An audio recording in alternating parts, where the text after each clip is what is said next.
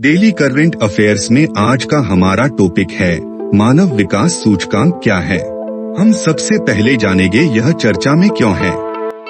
हाल ही में जारी संयुक्त राष्ट्र विकास कार्यक्रम UNDP की report breaking the gridlock reimagining cooperation in a polarised world के अनुसार भारत वैश्विक मानव विकास सूचकांक यानी HDI में एक पायदान ऊपर चढ़ गया है। चलिए जानते हैं मानव विकास सूचकांक क्या है। मानव विकास सूचकांक यानी HDI एक सांख्यिकीय उपकरण है जिसका उपयोग किसी देश की सामाजिक और आर्थिक आयामों में समग्र उपलब्धि को मापने के लिए किया जाता है।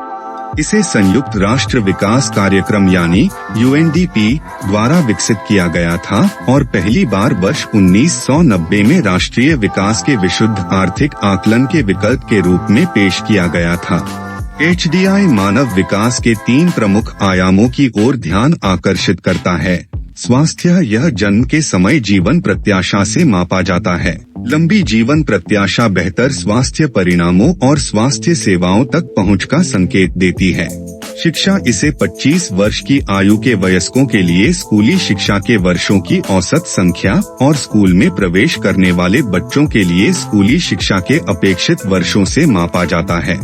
यह शिक्षा तक पहुंच और शिक्षा प्रणाली की गुणवत्ता को दर्शाता है। जीवन स्तर है, यह प्रति व्यक्ति सकल राष्ट्रीय आय यानी GNI द्वारा मापा जाता है जिसे क्रय शक्ति समता यानी PPP के लिए समायोजित किया जाता है। यह किसी देश में व्यक्तियों के भौतिक हित को दर्शाता है। HDI की गणना 0 से 1 तक के इन 3 आयामों को एक एकल सूचकांक में जोड़कर की जाती है, जहां 0 मानव विकास के निम्नतम स्तर को दर्शाता है और 1 उच्चतम स्तर को दर्शाता है। तत्पश्चात देशों को उनके HDI स्कोर के आधार पर निम्न मानव विकास, मध्यम मानव विकास, उच्च मानव विकास और अति उच्च मानव विकास जैसी श्रेणियों में वर्गीकृत किया जाता है। सूचकांक पर भारत की रैंकिंग।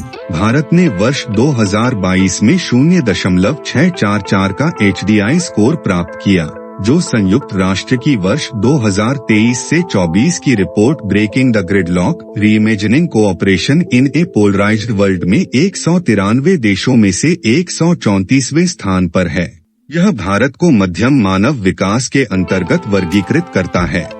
वर्ष 1990 में भारत का मानव विकास सूचकांक 0.434 था। वर्ष 2022 का स्कोर 48.4% के सकारात्मक परिवर्तन को दर्शाता है।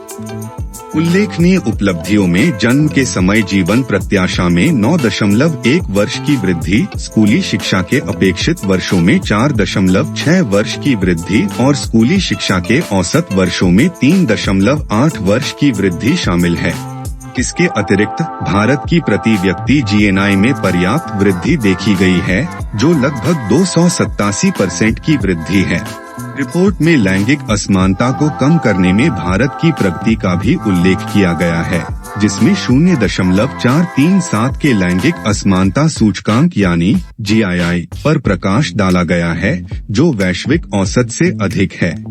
तो चलिए देखते हैं आज के अभ्यास प्रश्न को। मानव विकास सूचकांक HDI की गणना हेतु उपयोग किए जाने वाले 3 आयाम क्या हैं?